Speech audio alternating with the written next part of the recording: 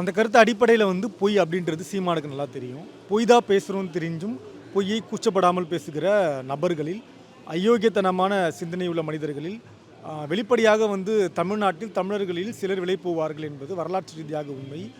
பெரியாரே பல இடங்களில் பேசியிருக்கிறார். தமிழன் தன்னைத்தானே விற்றுக் கொள்கிறான்.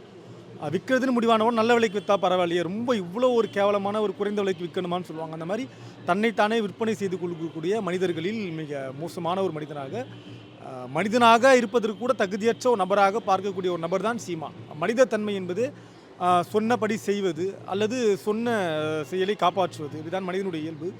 அடிப்படை மனிதனாக இருப்பதற்கு எந்த தகுதியும் இல்லாத ஒரு நபர், மனிதனும் கீழான விலங்கினும் கீழான மனித பிரிவுகளில் உள்ள ஒரு நபராக சீமான் பார்க்கப்படுகிறார்.